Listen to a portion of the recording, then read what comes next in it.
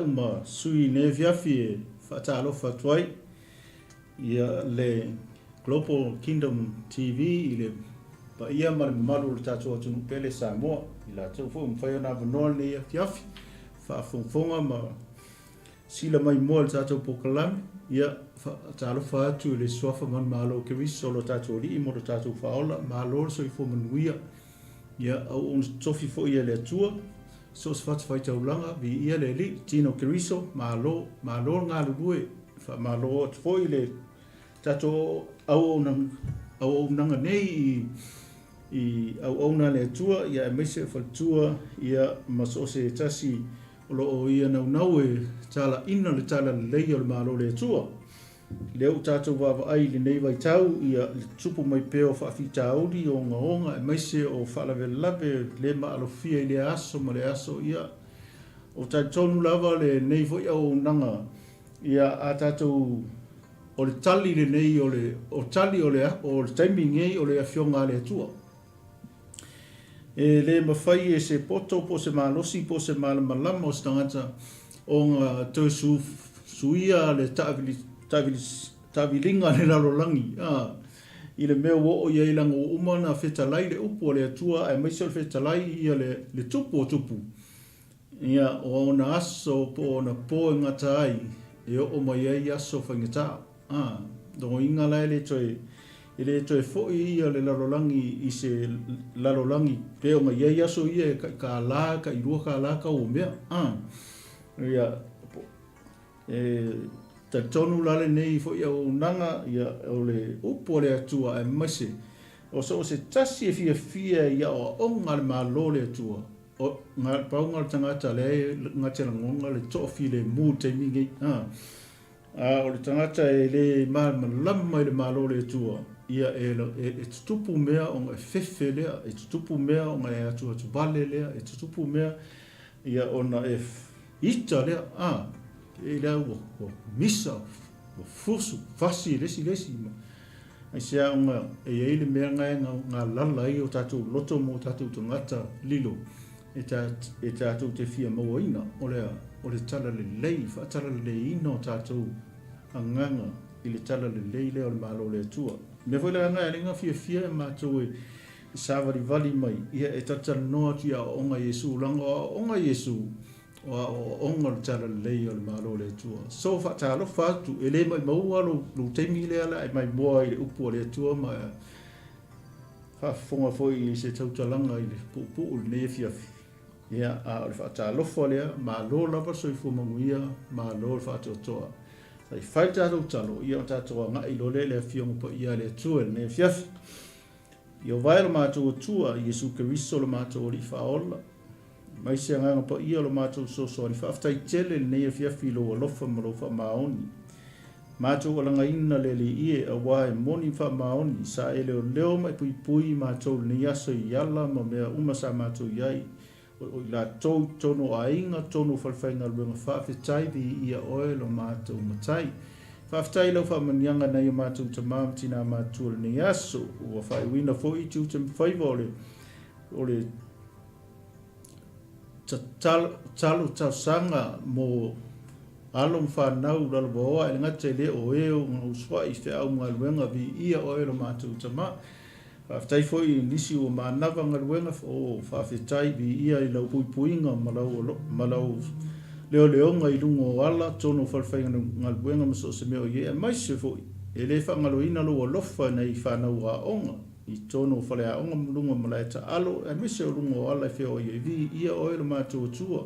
Ia nisi foi o anga i atu i ngā luenga e meise o anga luenga wha awau o ne fiafi ta mai wha manuia si o mātou o tunu pele o Samoa. O le mātou talo, ia le mātou sauni foi nei lau e saunia ma tāpena ina. Se o mātou wha longo i lo whetalai mai ala lau upu, lau o mai mo i mātou te sawa vali wha upenga ina i mātou a wā aso leanga. O le mātou talo lea, so ani mai lo nganga pa ia fa mole i lau o ona vai ma le valea fa tau ba al tangata ala o talo e ui lava i ngā whainga tā ma wha matala ngā tāla o fionga maua o onga ke riso Yesu au tal tonu so ni mai o lo nga pa ia o le am fa yon mar malam mai se ne ma tau te fa so ai o le talo le fa manuia mai fa mangal bai foi se o no lo swafa isu amen amen ya haleluya vi ia ri ya ole ve honi lao e mo mori toi ia fa mai senga ia inai tatu ainga fa no no ia mai se lava ia te ho mai le vala au pa ia le tua ngai au ona au ona le tua ia e tatu te ngona le misi alofa e le fa no no tatu pe a vala au bia ma mia le nganga o le au ona le ai tatu te misi alofa ono le mafutanga le olanga ni ia le ngona lo loto le ngang fafutai ono o ni whamangianga fo i ngā maua mai nei au ona taimi fo la tautu lai mai ia o ina le upo le tua ma tufa le upo le tua ia o le tele in whamangianga sao ta mou mai i nei au ona ia e mole toi le nganga whamaise i le ngata i le ainga whau ainga whau ia le ngata foi le so se tasi lava o lo ngona ia i mawhitianga nei taimi ma nei tula ia e mole atu ia whananga tātou pōkalame nei ia e maisa le tātou ona nei o le Global Kingdom TV ia i tātou inga mauso maua i le tūlanga nei fiafi o le Ioane lo mta upo e iwa pe on sila fia o le versan te nei sa fa soa to i le stofi i le tūlala pal nei ia nisi o ona le tua le mta upo e valu ia o le aso o nei la le aso o atu ia le mta upo e iwa ta upo e valu nga sa tala noa mfa soa kua ia nisi fa o ona le tua i si fingele nga alo ka whao le pō masinga ia ai maua kua ilo e au e lesi fo i au ka apo ia mo mai a Yesu ia o le mangai ia ma le lasi o nga inga pe o fa yato ia e alanga fia e o matala no ia o nga Yesu Keriso langa o nga ia fa malo o me e tutupu i le o langa le keimi le nga Yesu o me nga le kupu keimi ngai e le fa ma le fa le malo la lo ma ho fa ia e mawhawhaua e kua i leanga i lisnganka, e ke mawhawhaua e ke ika i lisnganka, e ke mawhawhaua e sili o i lo isnganka. O le mawhawhaunga wha leo wha kingu, wha kanka le, mangkua kanka i ngako mai le whingi o kanka roko. Ia wale leo e kausiri kura whonga mosi, whai mai. Ia, lau sunga leo, o le asa utala i le whawhinge ni. Hallelujah. A wawhai mariku la whonga a mawar nganka o whaia le amsala leo mulua i e whitongi e ma, se vai rei. Ia leo kako pukalame la ngā a le mta upula iwa le so mai, ia i fwoi le la kako e karangoa. I lesi fwoi lasi o le loko ma le a noa feta lainga ke wiso Yesu. O feta lainga Yesu, o feta lainga whaale maro. E leo kalangoa Yesu, e le kalangoa Yesu le tū whaale tino o tangata. A e whama mawha lava sa ngonga i le tū whaale anganga o tangata. Hallelujah. I ia reri. O le mta upulanga e iwa, ngai wha utala whapea, o le wha apupula ina o mata o ta waso. A kako wawa ai ngei la i le whai upumua mua ngai ngā. Ngai whai mai whai upumua mua. Ua maliwa e o ia ua sila fia le tangata ua tau waso talu ina whanau mai. Ro inga e whauringa mai le tusi tala. O le taimi mua lea ua mita i Yesu se tangata na tau wasoa i le kaimi ko a whangau i pe so i fua mai lalangi nge. Ai mantua voila. O e ai le katkongunga a iutaia, mangkua le kaimi i luma le kaimi o Mose.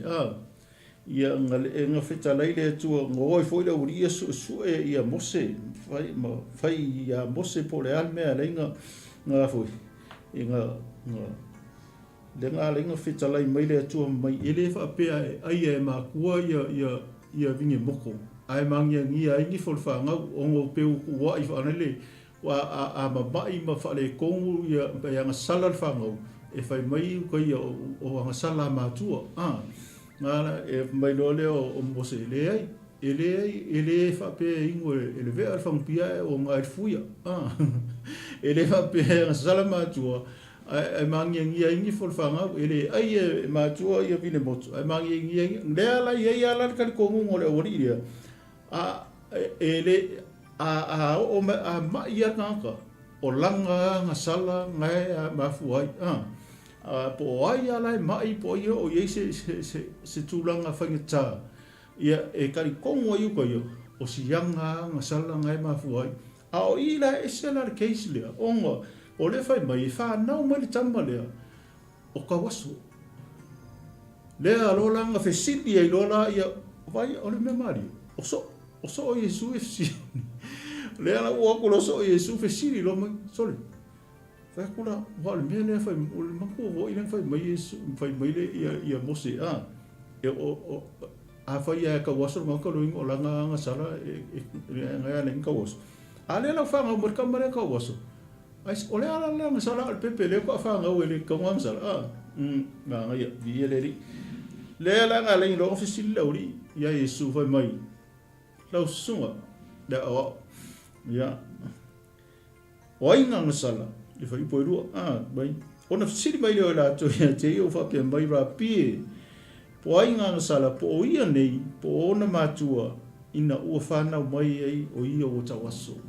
koe apere le fisi le uri le amakanga i le mele e amo ngaka ia langa ngasala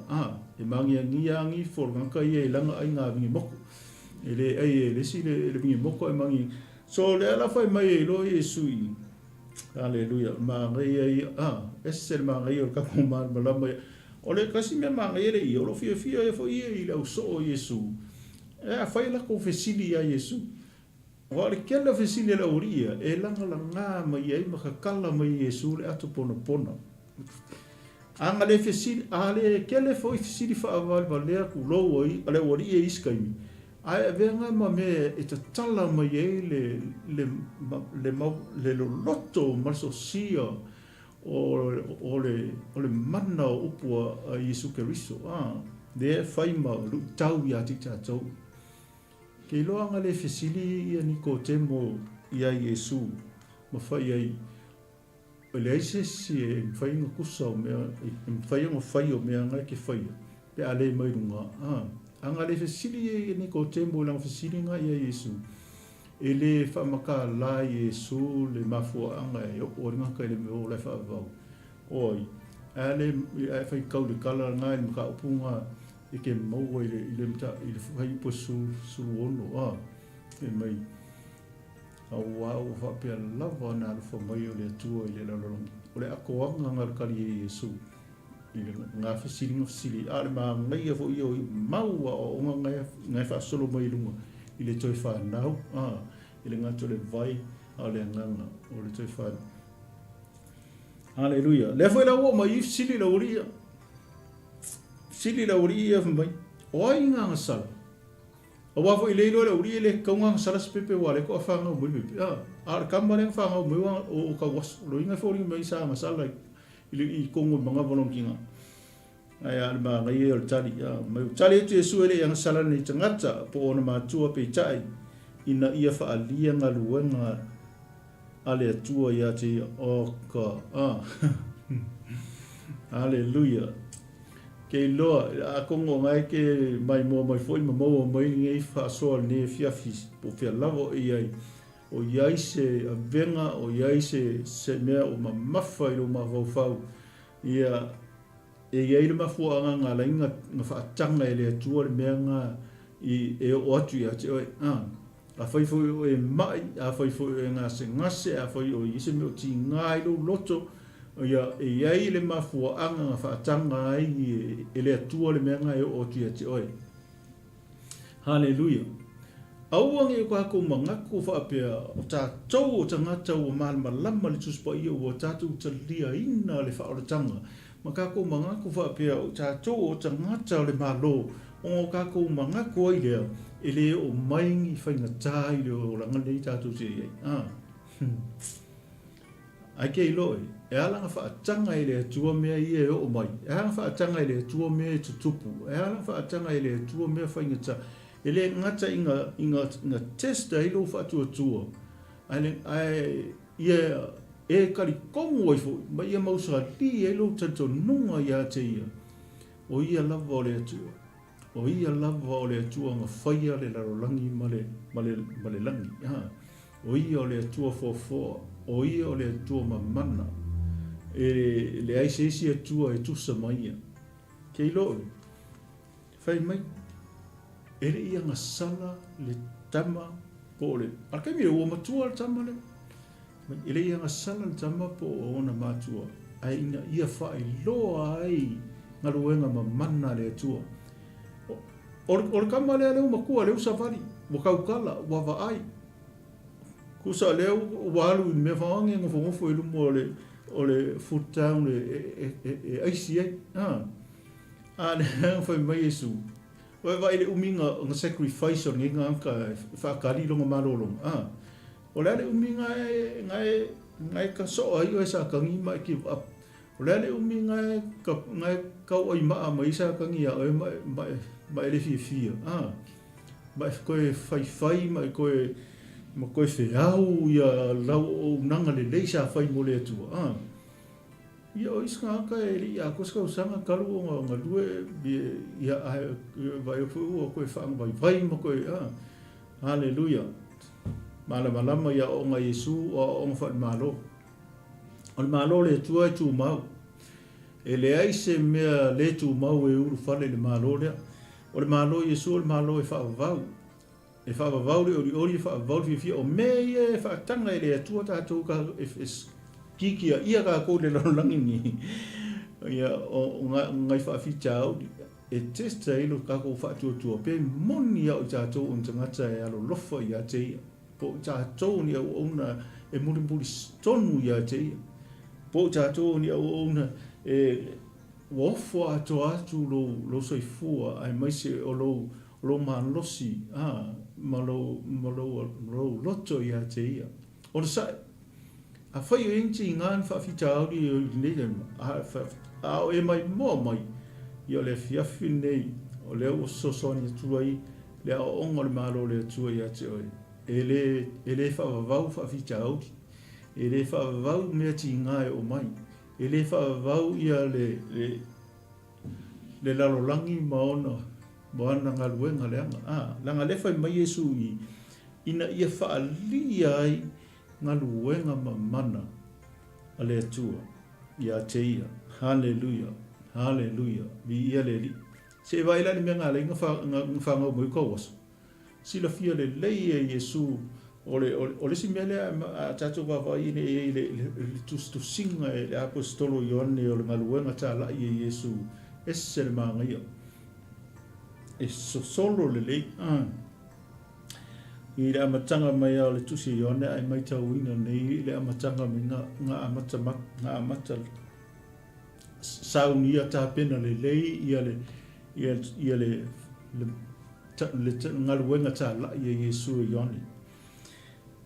lea ngā amata mai whailonga sa whai e Yesu e whailoa mai ai on so ma le lalolangi o ia o le alo le tua o ia o le atali i le tangata o ia o le lavea haleluia se i whaasolo mai lawa isi anga isi mta upo le tusi ia i ana tape nanga molo na ngai atu sa tau o i fo ila i le lewa o tau mwhai e sue e whaamal malama e le ngata o na so o i utaia male au wharseo ia whaamal malama e a te la tau ia mafuanga na o mai ai o ia i le nei laulangi e whai mai ina ia whaalia ngā luenga mana le atua ia te ia sorry e sere manga ia e sere manga i maumero kankai ka oko i lungo pe tesa kausanga e kosu ma le varu ai ke ia le vai usa vari mai le i whaora mai uso e ki fia maroro ke wa ai kausanga nga sacrifice ai nganga i maima ala nga sila fie le tua e le aso ma taimi e pa I mai le fa malolonga ya tila tu ia pe angalu ia tu tatu poklame me se wele tatu o unanga ia wala wa fa ngata wanti nga yo o mai ya tatu ono sa pe fo nga ia le ka waso mai na tau waso ino fana mai lo me fa nga musi si pepe le ka waso hallelujah ia sau fai por fa mai e te tau ono o fai nga luenga le na wina mai o manu o au ai o mai le po e le mafai se tasi nga lue ai ta noi e sui na turo le langa I me tupu I le taimi I le tau o le taimi fai mai e te tau ono o faia ia nga luenga a le na wina mai e se manga I o le onga Yesu o se fai mai Yesu o te faia le mea fina ngalo I le na wina mai o tau ono o faia le fina ngalo lo tama e tau ono o faia e o se tau Yesu le na wina mai o ia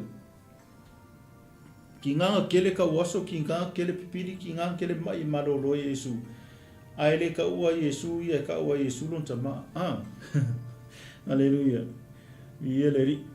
ala pe mai Yesu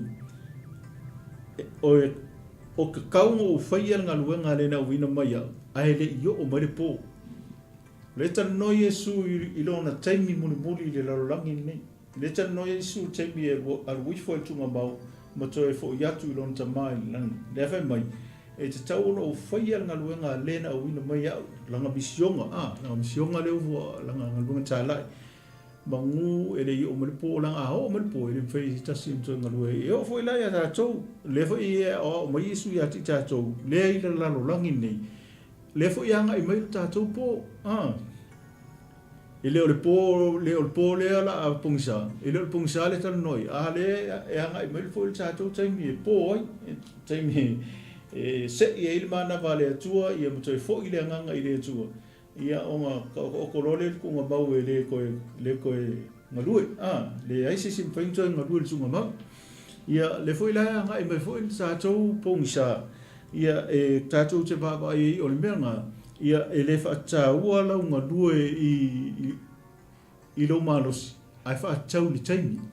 whaatau ni taimi ia whaatau ia e le taimi ma mea tupo ia mai sirangi kaimi mai Yesu I le au whariseo ma le au kusupu sole wako poko e mai kau ia le langi ma le tau ai mo kua kou le loa mai kau ia le tau o le tau sama hallelujah kama ia vai ku mu mai langi mai e la fie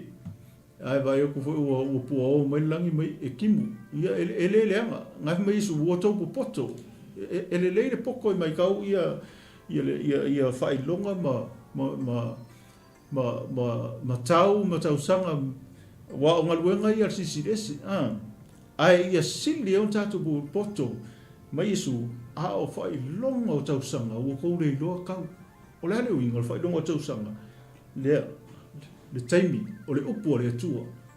ke lo ai makwasu eso lo lokongi le upo le tua e ku kaimi umma lava e le ai ma se mea usai unga fa kingo lesi kuso umma set up le misionga Yesu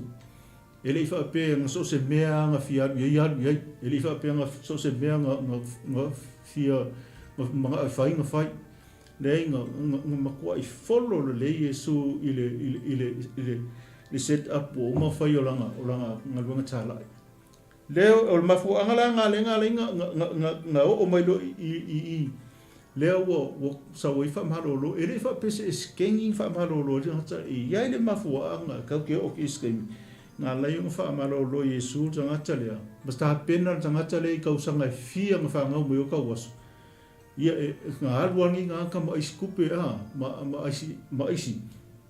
malonga le do nga sa ungi nga Yesu e fa la tele le tala le yolon malo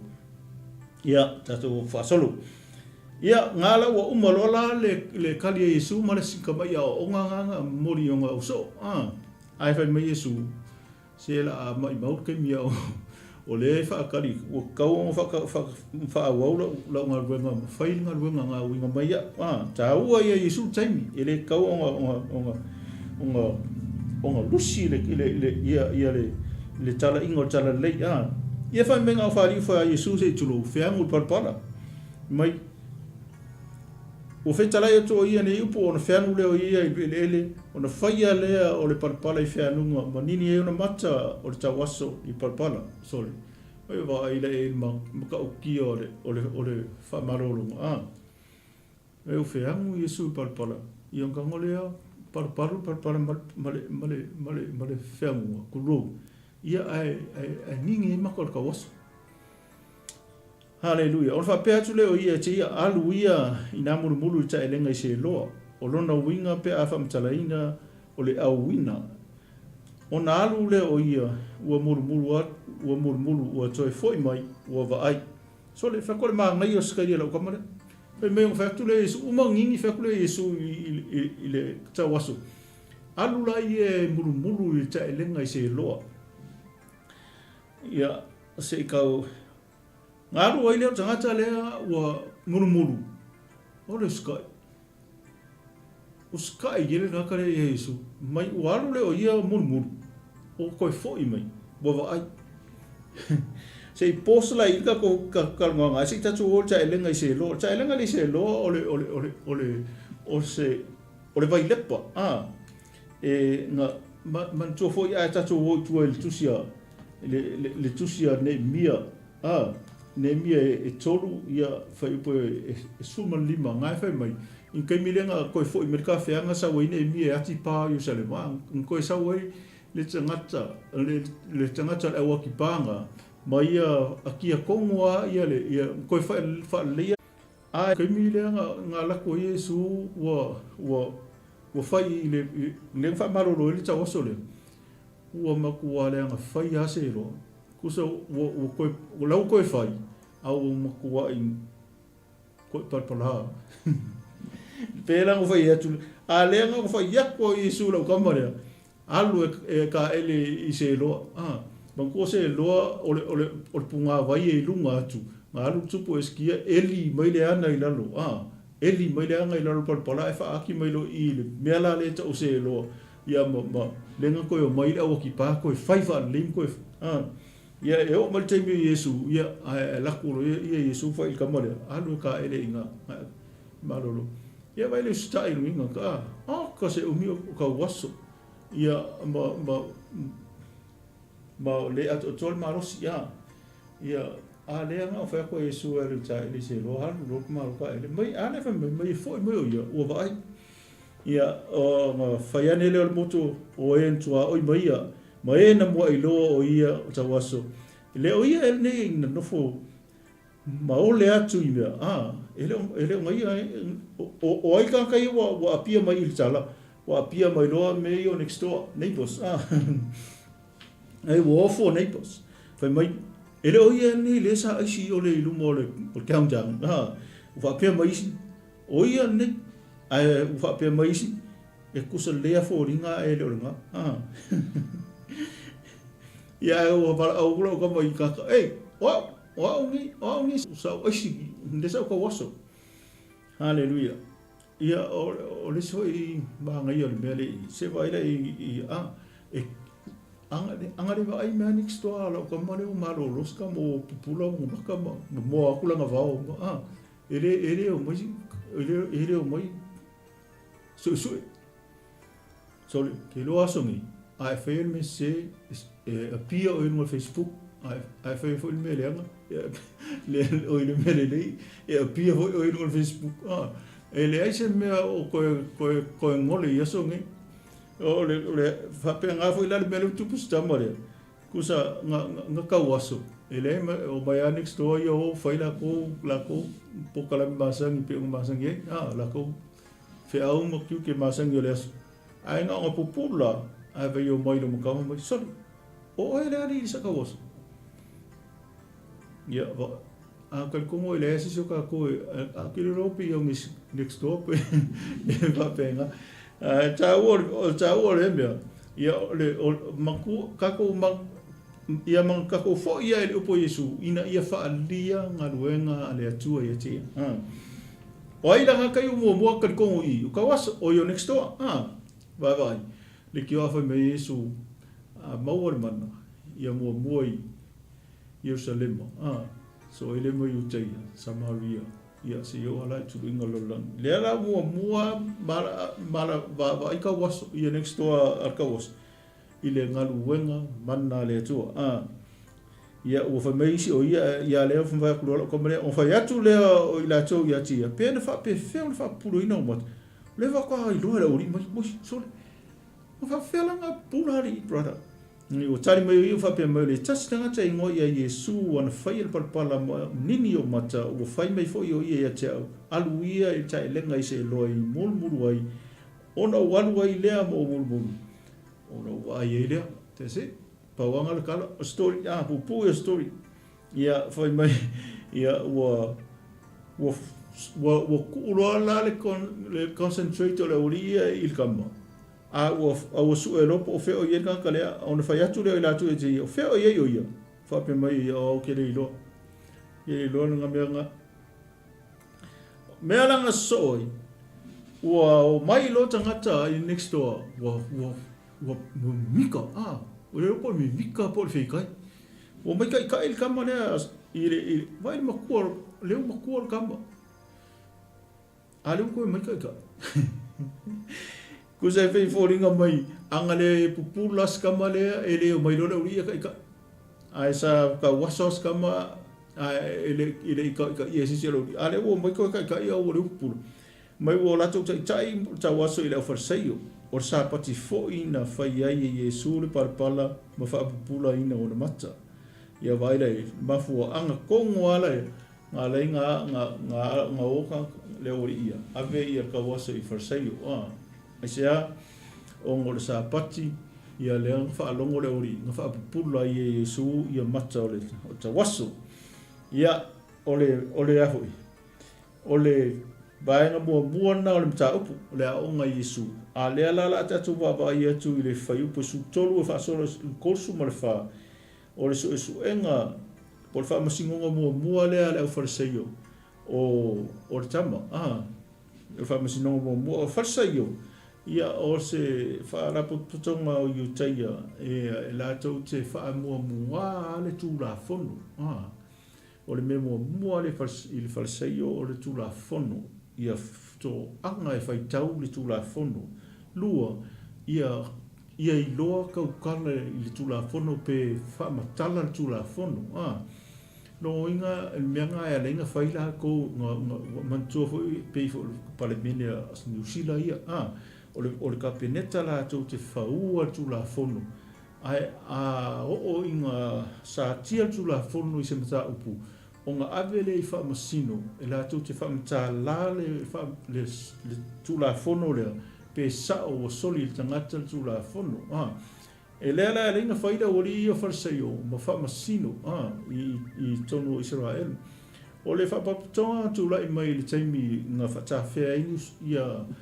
ia Israel I paperonia ia tula I mai le taimi nga mai sa atan tula I mai le taimi o inga ua tula I mai ia le au makapi lenga o mai mawhatu I lalo ia pu lenga le ri mangwhi aivangi o Epifania ia tatou a konga kaukar mo sisi aso ngā mea ia a e whaimai o le baitai o le tau ngā tula I mai whapatonga lea o au farsei po o le whapatonga lea tangata Yuteia la tau te su ea ma stari le tula fono e tari tonu ia farseio I le toitu nanga I fo I si fa putonga le fai mo filio Yesu le kongo I le kar kongo ese mo le farseio ala nga tai le ia farseio e fia kukui mangala fia ele nga tai nga fia tu la fono ka memorize tu la fono mai lo fa di liu tu la fono ia lo fa mtala tu la fono ata no tu la fono ke nese tau ile 𝐦𝐴𝐶𝐻𝐿 tu se lima mose ia o farseira e fia tele le vanga na o lato ho tento nunga e fa maina e fa maina tanga te tula fono Lango satu kai o lato le opposite sai a le uri o satu kai, le satu kai. Kalkongu satu kai o le maru. Ia tautonu satu kai o le tāua le satu kai o le maru. Ia le mefunga a o tāpua ngongofo ia satu kai o le ngofonga sili. Ia le ngata ia ka o le kalkongu satu kai o le sto tu ia ngai separating ngala ko kalkongu Alenga tēria, ia, o kari kongo fo isa tu kai o le malu e kaunga wha mai nari tangata. Tau whai ngā laku tangata e tāpua i malu mwhai tauranga wha mai nari ia. Ia ole au whareseio, lea la wha misi ngos kamare.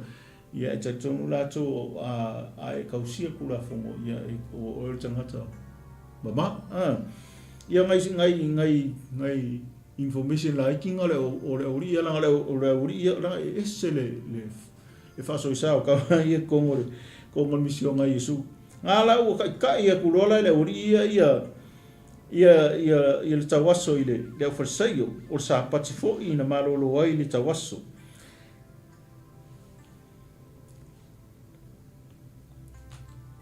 ia ole memo mua fa se mua ai ale awari inga whai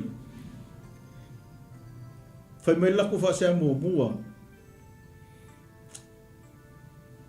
ona whai ane reo whareseio e le mai le atua le nei tangata a ua le tausi e ia sa pati o whape isi pe ma whai whape whea e tangata anga sala ona whai es whai longa pe na o lea ua vai lua ina ila to ua lea la ua vai lua ngeila le moto ia pole au whamasingu onga o fai mai a whareseio e le tangata mai le tua le tangata o Yesu o sea langa leo a soli e ia sa pati ia ai fai mai skanka e le ma fai skanka anga sala pe a fai o anga sala Yesu o soli sa pati e le ma fai skanka anga sala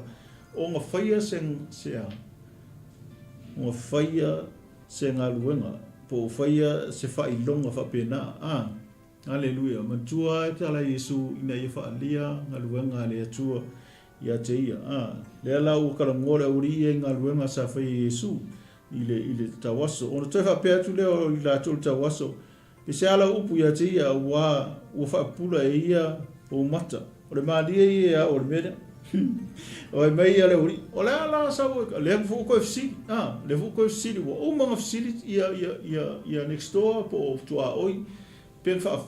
pula o ia a oi fa pula nga ia ale ko o mai farseio yo ko fa ya ko fisili farseio e fa oi sa le sa kala oi ga ka oi le sa ska mai o le sa lo ga ka fa pula oi e va mer kala ro kama e li tala wang e le nga i le fo vai te mi sa mo i le nga ama ka me yo nga i sa mo okay akala le bele o fisili ku ia farseio pe ka fa ka o ku le fa mer ko o so le master le ale master le fisili o le sa tala oi ile sangata fa pula ai o le perfecto le vai o ta o le perfecto i tonu o i utaia po Israel e le aisesi e o le kupu e fasa o perfecto o ele fasa o rabiko perfecta ele me fonga lenga ta o perfecta o le perfecta le apostolo perfecta fa evangelia le ma boy por fa au ia male fa au me fonga lenga ta o perfecta o le tu le lima le o perfecta langa o le perfecta e sa o fa sino sa o mo ia ka o me se ale pungal kamale kali i da uri ia mo por perfecto al me ko i ke ora me le kupu o ma ko ke di nga fe ai ia le uri ia fe mai ole a mi ona matua o karisa o ko ala ve vere o uri el kali le kali ko mai mai ai ta tonu i te ia o ia sa ta waso ma ua ai se ia vala wina ona matua o le na fa puluina ku sa le vala au o manga o ia fa se ia mai te ia e mai ma ko kusa le ua fa masingo fa adua kama ia ale fo ua ko mai a matua le fai pula su balu nga fa so ngai le lo fai mai ona la tu siria matua fa pe atu po le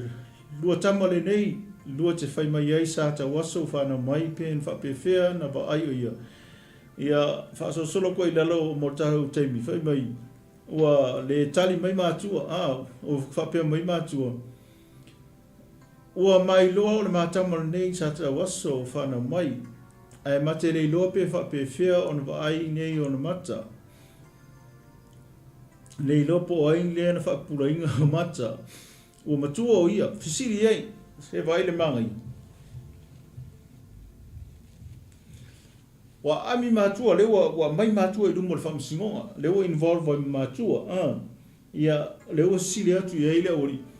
o ore kali mai o lo kama le a oin fa pula fa mai mahua fisili o ko ye fisili o ko i ngau makua wa i ka fa ma nge usa o matua tama fisili o ko i ngau makua ia nga fo i lo ka kala haleluya ai ngala nga tali matua le tali lea o ngal fefe matua nei te wa tuli la ko ma sunako le ko fa kanga inga la ko ai ngai ko sunako sunako i utai sia langa so se kasia mori mau o Yesu o ke viso e pen e sang ko e wako e fa longo le fa tau ino le ia ma o ngai tonu sunako ngana fefe mako me siri o ko uma ko e o le melea o fa pe tu ai o matua o matua ye tu nga o le mangai ala o le fa so longo o le fa masinonga le fa mai o lo inga no te bala au le tanga sa ka waso ko bala au le uri nga ka sa ka waso mai o te le Lopes wale wo fi ngau ko ia utai ma le offer sei o foi mai o ka nga salar ka nga sa e fai al menga ia ki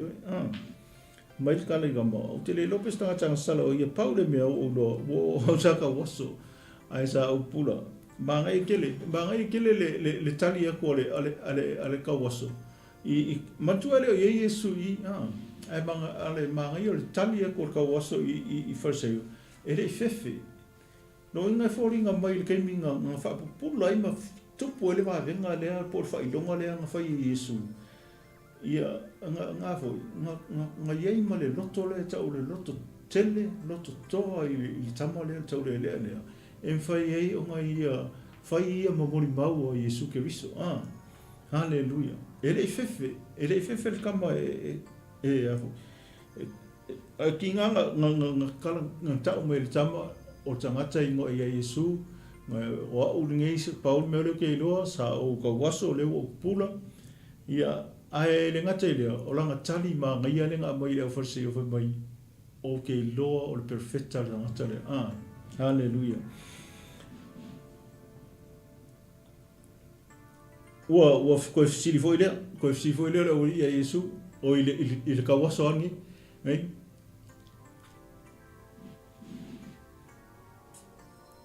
fa fe on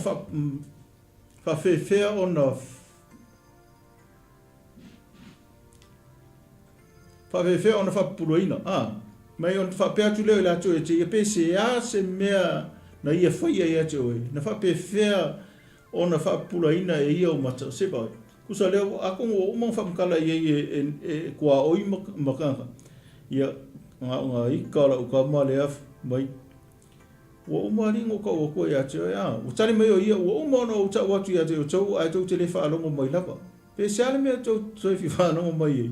ko ke manga o e fa o ko mo so le wa vai loko kele manga pero ko la o fa masingo me e ku mai ia ma ofu kala loa ma pu lo ma ale ku o ma kala fa mai o ko manga e fa o ko mo so le vai le ka fa so o le ko ma le i farse haleluya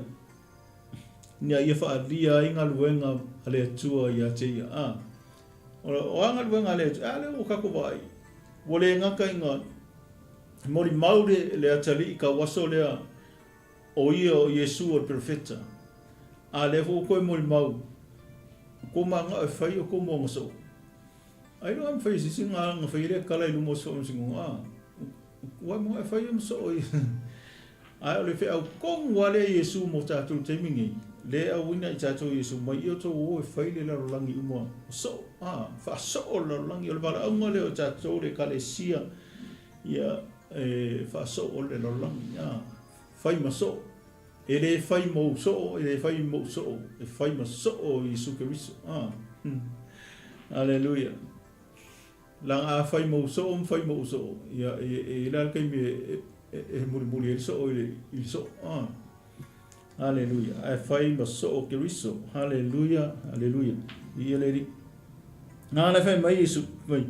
ya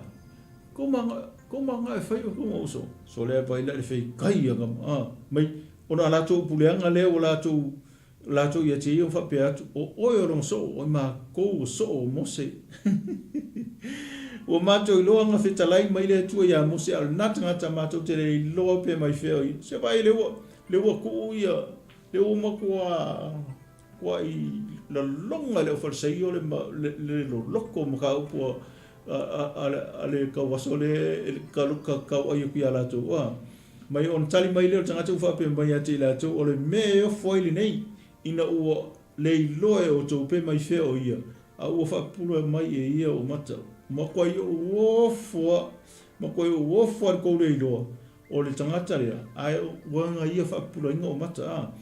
o tato i loe le fa fonga le tu e ia nga sala ai pe ta ia mata o se tasi le tu o fa ia lon finngalo on fa fonga mai le o ia te o i sol o leu fai la ungo i foamra o kamare leu a makanga ko baba e ko fai fai o fai o le apostolo o so o Yesu tanga mai o tato i loa e le fa fonga le tu ese fo i lo ka ko fa no so o i la ungo i le mau ale mau o kanga was o wari ke mak fa ka wa i tanga mai ma tanga langa le i ngale fa ali ai ngal wenga le tua manku ale pula Yesu ele ka waso nga ia po o nga o ia nga sala o ia po o nga matua a ia fa adia ai nga luenga le tu ale fa adia o ma mori mau o Yesu o profeta ai ko lu ia farisai o pe manga e fai la ko mo so o Yesu ale ko ave ma fa ko ka upu sidi mo o farisai mai o tato i loe le fa fo fonga le tu ia nga sala ai pe tai amata sala mo sui nga wai i le tua tangata ma fai alona fina ngalo ona whaafofonga mai lea o ia te ia kua se lau pa se ngere sa o le whamtalanga arka waso e o le whamkala mai e lei whalongo lava talu mai le vavau o na whaapupula e se tasi o mata o le na whana vai mele e pe fōringa mai e kao mai o le kaimi mua lea ua whaapupula Yesu ia fofonga po mata stangata na whanau mai o ta waso pe ongo whai ako le misionga Yesu e so solo leilongo whainga o le keni mua le ukula i mai se melea ua whaapupula Yesu tangata sa ta waso ana le mai le atua le na tangata na te le mawhaia se mea tasi o na whai oka se vai le makau ki o upu ka waso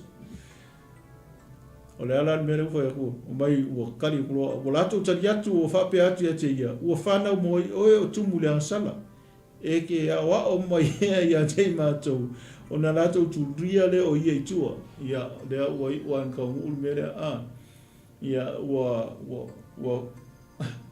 aka se maa ngai o le na unga le kanka le ka waso mai e le whaafunga le tua i se tangata ansala ai anga wai ma whaia lon fina ngalo ia ona so ni mai leo le tu tangata hallelujah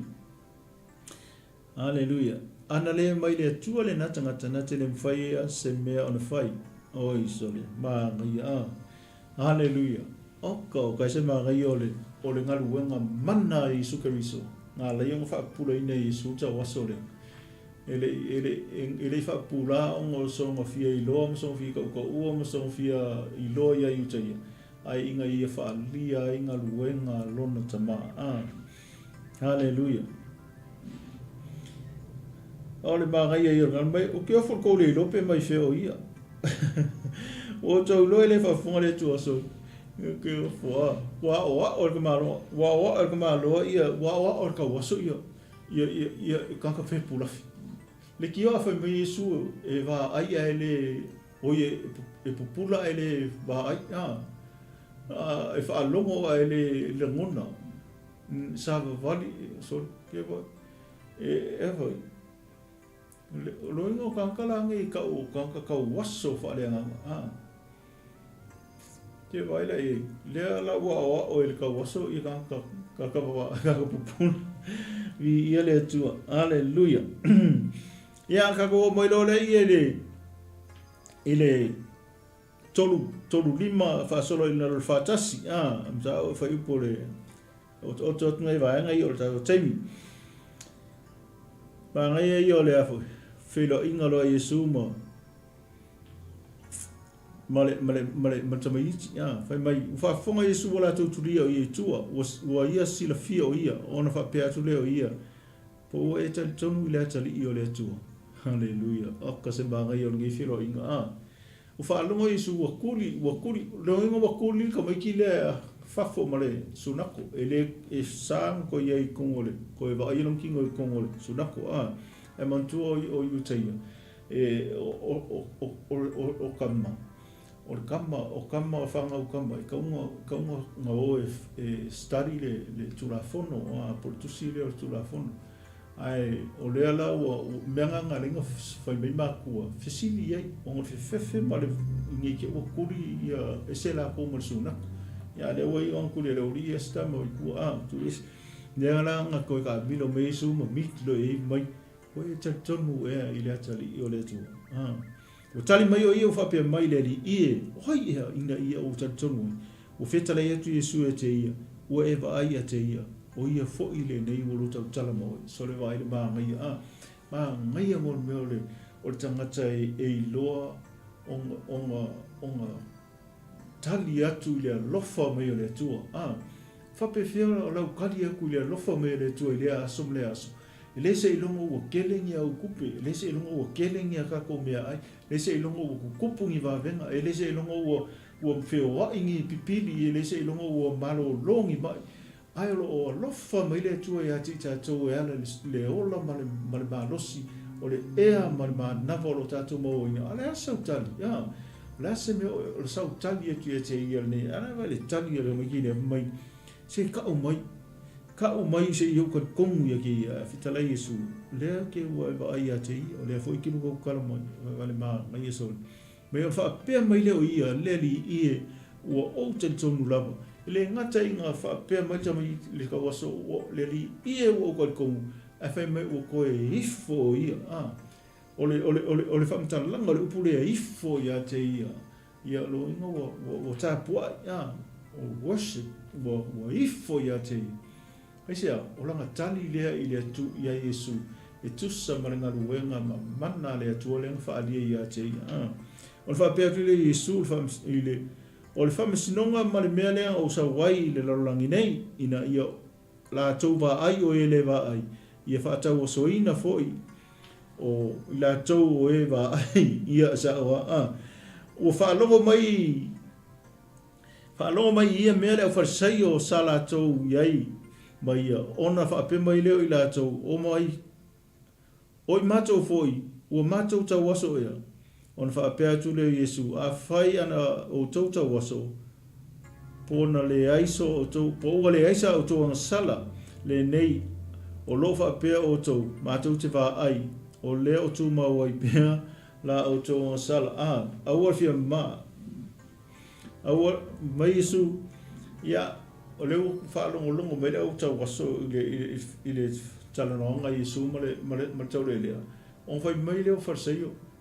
Mai leo wharseo. O lo inga la li o makori o le maka waso. Wa leo whitalai Yesu o whamasinonga. Whamasinonga le mengo usawai.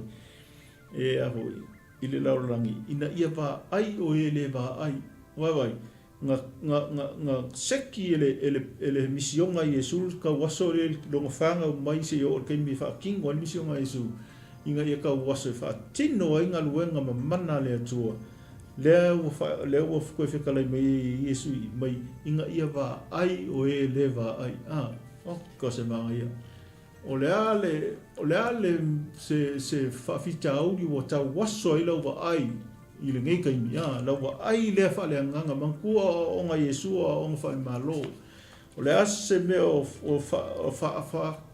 fa ti nga ya te o le ngai vai tau o so i fuanga mankua e mafai e me le anga o le o langa nei o nga ve se ala wa ai fa le nganga o nga pungia i wa ai fa le nganga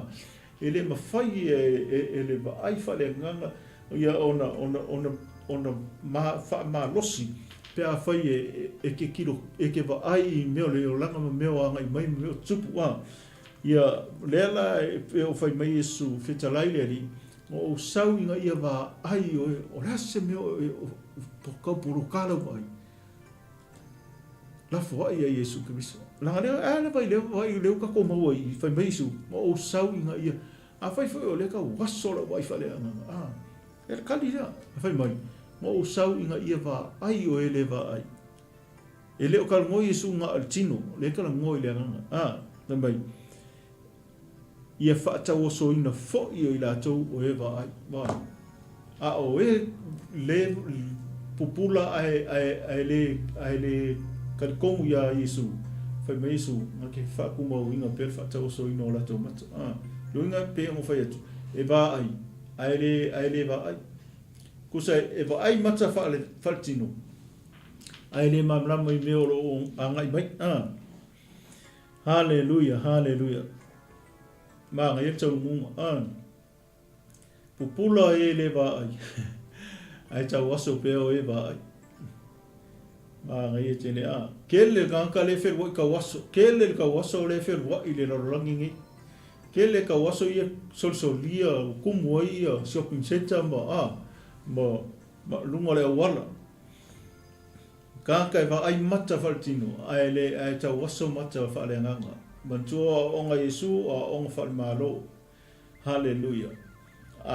poleale le tama ai ngolo tino il tino ai fa le tonu le tu fa le nganga mo kwa okia le mo se ale ngai mo el tangata le long uma ai mau no sa fo ile ngai la fo il tangata no ola ia ai le Yesu Kristo ai le nga kile mo ia le manuia haleluya ma ngai o nga Yesu o nga fal malo tatu fie su e fa tau ma o ia ma tau Cecilia Yesu Kristo la nga fai un tatu tini e tau lunga le tatu sa vari fa ma losi le fai ngofie lenga fai ngofie me ro nga mai la ngo fetala Yesu o nas nga tai yo o mai es fai ta la so ia nga mai le fai ngofie ai o ma lamba bata o por ma lo le tu e o le ai la ngona ile fia e ke fia ke nga lala su vai ni ka mai ki saka waso fa karu fa ngau mai nga le ngofo lu mo fale ingo mo ke si ma isi po fe la ba so lo ke le ho ka isi ja mo ai ngo fa ali mai su ele yang sala ia po ona matua ina ia fa ali nga luenga le tua ia tia ka o fai nga luenga le tua o so ia ko fa la ia mo so ia matalo vai ia le tua o la semana o ne fiafi ya talo mo o la foi fiafi tauri o ai foi se o a fen fa no o a foi ni me fa tao soina le vai fa le nganga te talo mo o ne fiafi ya o ai foi se tasi na o foi masuli o malo le tu haleluya ya fa tu le fion po ia le tu pe tato fa no le fion mo fa manu ye tele tu fa manu ye foi le tu ni si o no anga mai ia mo fa wino le tua al tato o nei o ele tua e fa lungo le foi o nanga sunga ia mai mal fa tua me se le kalesia ia le ri ia fa tele mo le no le fia lo talo mo a fa ia se mana onga ia te a fa ia se mana onga ia te ngai ke le o e ke le o lo po fe ui mai ai le fe ku o fe ui mai ai le fainga ka ke o so le kai mingi ya fe e o tua le nga fa kanga le tua le mai ku ya o inga ia e lo ai le manna o le tua ai ke kari kongo lo fa penga e alanga ngo o marki nga le langa ia o lo a ti di ai inga lu wenga le tua manna le manna fa malolo manna fa iba venga le tua hallelujah langa o kanga kol malo o kanga kai e malo mai ko fonga o kanga kol malo o kanga kai malo mai fainga fa fika o kanga kol malo e ui ko kongo o pupo nga fainga hallelujah la fel talo lo tele fa malo ke lo ele ai se e popole tanga to lo lang ai ai to file mu tanga to lo malo Tama whaftai lau fionga, lau upu mai mātou ni fiafi. Whaftai sa mātou whalongo lava. Whalongo i lau upu. Mai se lo whetalai mai ala i lau nei tangata whatau wā. Ia, o aise tasi o auna o whalongo ma mai moa i nei fiafi. O la ngona se maftianga o le alapa se mana onga. Tama oe o le atua e te mawhai aso se mea. Pe on fetalai lo matou ali o Yesu Keristo lo matou faaola e faalia ai au ngaluenga ia te i matou. O a whainga tāma me o mai a te i matou ina ia faalia ai lo mana ma faafetai. Faafetai i le avanoa whaina faasoa i lo ufa manuia lo ainga, whamanuia lo no, whamanuia lo tino Keristo ia o ona ai maise so se tasi sa whaamuna ina ne fiafi whaalongo whaafonga i le upu. Ia, whaamangalo mai se upu o le tautamari i le whaafonga si o matua tono sa moa o la ofionga o le pelu e whaatau mai tū. Ia e matua teranga e o i o matua tūtino e ngate lea o vai so se vaenga o matua loto mo matua nganga ia e mwhaiano o i ere malosi o la upu. Sili atu lo na maai lo le pelu e whaatau mai o na mata. Whaftai tama, ia vi ia lau fio, o mātou talo le, le fiafi, ia lau nanga sunga ia mai, ia maise, ia le ngā solo mai o ona. Ia e fo i mātou lava le vi inga i lau fio, ia mātou talo le tama, whaftai ia i le fiafi, vi inga o Isu. Amen, amen. Ia, until next week, same time. Ia tātou toi whiloa, ia manu e tele, malo longa le fiafi, shalom, God bless.